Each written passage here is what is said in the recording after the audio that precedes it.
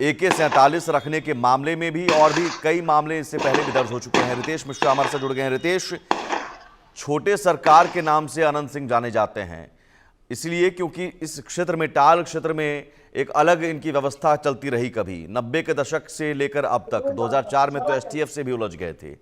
इन पर अगर सोनू मोनू गैंग की ओर से हमला होता है तो क्या वाकई ये जानलेवा हमला है या फिर दोनों गुटों के बीच एक वर्चस्व की लड़ाई है? देखिए, जो दबदबा है अनंत सिंह का वो आज भी चलता है। जेल में रहने के दौरान भी उनका दबदबा चलता था। और जो सोनू मोनू है वो एक समय इन्हीं के शागिर्द हुआ करते थे। जिस तरह से बात निकलकर सामने आई है कि अनंत सिंह पर फायरिंग की गई, उनके समर्थकों पर फायरिंग की गई, तो ये बात बहुत सारे लोगों को नहीं पचेगी। क्योंकि अनंत सिंह क्या है, मोकामा इलाके में उनकी स्थिति क्या है, उनकी ताकत क्या है, उनकी हैसियत क्या है, ये सभी लोगों को पता है। और मोकामा इलाके में, टाल इलाके में, बाढ़ इलाके में अब तक क्या हुआ है और होता आया है, ये भी किसी से छुपा हुआ नहीं है। दरअसल पूरे मामले के पीछे की जो वजह है वो जमीन विवाद है, वो मकान विवाद है।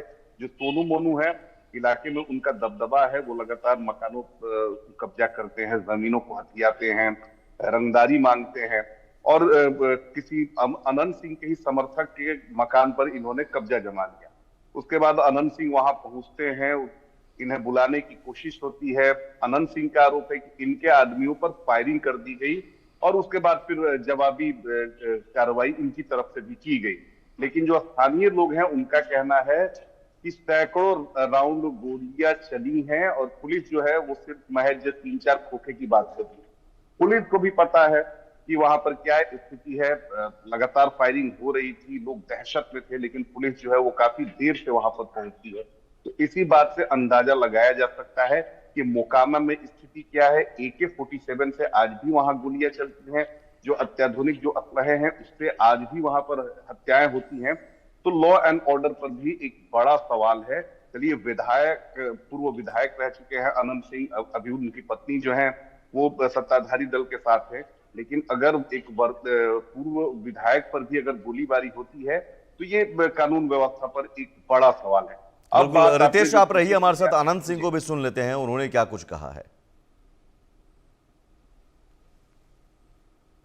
आपके साथ यहाँ पर 10-15 लोग आए एकदम बिगने 6 बजे।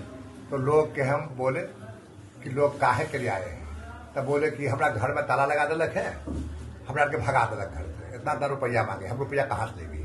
हम कहेंगे ठीक है, हमें थाना तो चल जाओ, DSP साहब से जाकर मिल ले। गया थाने मिलने के लिए, तो मिला नहीं मिला, जो न्यूज को मोबाइल नंबर हम लिए नहीं, हमको नहीं पता लगा।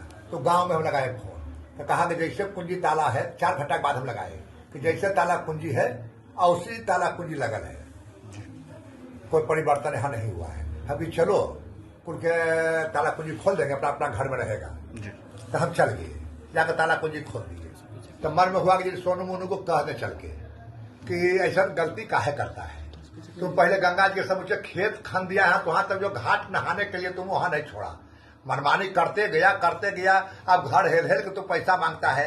दांत कुमार लड़की को उखाड़ दिया, बूढ़ी को उखाड़ दिया, मैंने जीना धिकार के लिए तुम आदमी के। तो हमको काहे बनाया है? हम जनता को भगवान बोलते हैं। अब भगवान को कोई मारते रहे, घर से भगैले रहे, तब सब विधायक हम नहीं रहेंगे। तो ये काम हम करेंगे, जुलूम होगा और साथ हम रहेंगे। तो आप पहुंचे दादा, तो फिर क्या हुआ वहां पर? तो हम 2 आदमी कहे कि देखो सोनू मोनू है घर में, देखने के लिए गया। वो न सब भागे लगा, गोली उसको गर्दन में यहाँ लग गया, कंधा में। और हम लोग को जो आदमी था इसको बचाने के लिए दौड़ गया। और कुछ अनहूस से छूटा, कुछ अनहूस से छूटा, लेकिन हमें रोड पर से जैसे जैसे कहानी वहां बंद हो गया था। फिर हम लोग की गाड़ी बैठ के, मतलब डायरेक्ट हमला कर दिया गया। हाँ, तो आपने कहने के लिए ना कि आपको विधायक जी बुलाने के लिए आए हैं, चलिए जी मिलकर बताइए काहे से करते हैं, बस गोली चला दिया। तो आपकी तरफ से सुरक्षा में फायरिंग की गई अपनी जान को बचाने के लिए? नहीं, हमें तो रोडे पर रह गए, लेकिन जो 2 आदमी को रगेर रहा था बचाने के लिए दौड़ने करेगा जैसे में रहेगा से। जो आदमी साथ में जिसको भेजे लाने के लिए उसको कोई मारे लगेगा तो आदमी रुकेगा, बचाने के लिए जाएगा। बस ये हुआ है। तो क्या लगता है सर, ऐसे में पुलिस से क्या गुहार होगा आपका? पुलिस पर कोई गुहार नहीं होगा। हम इतना जरूर कहेंगे, कितना समय लेके जाएंगे तो कैसे होगा? कुछ चीज के घर लूट के लेकर चल जाता है, मोबाइल के युग है। पुलिस के कहते हैं कि हमको अभी अथी दीजिए लिख के, सोचो घर लूट रहा है रोड पर और मांगे हम अथी लिख के दीजिए, ये कोई कहे का तरीका नहीं है। तो दरोगा जी के बताइए कि एक कहानी दूसरा है। ये थाना का काम है, वह तो सगरो थाना रहता है। रितेश, अनंत सिंह जिस मामले की बात कर रहे हैं वो मामला है क्या? वो कह रहे हैं कि ताला लगा दिया था, कुछ पैसे के लेन देन की बात थी, और सवाल ये है कि उन्होंने कहा था कि पुलिस के पास शिकायतकर्ता गया भी था, बावजूद इसके ताला नहीं खुला। तो यहाँ पुलिस के भी रोल पर सवाल खड़ा होता है कि क्या पुलिस ने कोई भूमिका नहीं निभाई, मूक दर्शक बनी रही? देखिए, पुलिस 90 के दशक में भी मोकामा इलाके में मूक दर्शक बनी हुई थी और आज भी पुलिस जो है वहां मूक दर्शक ही बनी हुई दिखती है। क्योंकि सबसे बड़ी बात है कि अनंत सिंह चलिए बाहुबली है, उनका भी अपना बहुत बड़ा साम्राज्य है, आपराधिक इतिहास उनका रहा है, लंबे समय तक जेल में रहे। लेकिन जो सोनू मोनू जो नए अपराधी हैं, वो लगातार इलाके में रंगदारी की मांग करते हैं, जमीनों को हथियाते हैं, मकानों पर कब्जा करते हैं। जाहिर सी बात है कि ये सारी चीजें जो है वो पुलिस की संरक्षण में हो रहा है, पुलिस ने उन्हें बढ़ावा दिया और उसके बाद वो इतने बढ़ गए हैं कि पूर्व विधायक जो बाहुबली विधायक है उनके समर्थकों के साथ वो भिड़ जाते हैं। तो ये बताने के लिए काफी है कि पुलिस वहां किस तरह का एक्शन करती है। और अनंत सिंह ने बिल्कुल सही कहा है कि पुलिस को समय रहते वहां पर जो एक्शन करना चाहिए था, जो कार्रवाई करनी चाहिए थी, घटनास्थल पर पहुंचना चाहिए था, पुलिस नहीं पहुंची। स्थानीय लोगों का भी आरोप है कि जो ये दो अपराधी हैं, ये सभी लोगों से रंगदारी मांगते हैं, दुकानदारों में दहशत है, लेकिन पुलिस शिकायत के बावजूद भी कुछ नहीं कर पाती है। तो ये बताने के लिए काफी है कि भले ही सुशासन और लॉ एंड ऑर्डर की बात होती है, लेकिन पटना से महज 40-50 किलोमीटर की दूरी पर है मोकामा, और वहां पर आज भी जो 90 वाली स्थिति थी, आज भी वो रह रह कर वो रिपीट होती है। और ये जान लीजिए कि ये कहीं ना कहीं बिहार में बता रहा है कि बिहार में भले ही जो पुलिस है वो अपनी पीठ थपथपाए, लेकिन बिहार में आज भी यकीनन, और सबसे बड़ा सवाल है कि आज भी वहां पर AK-47 से खुलेआम फायरिंग हो रही है।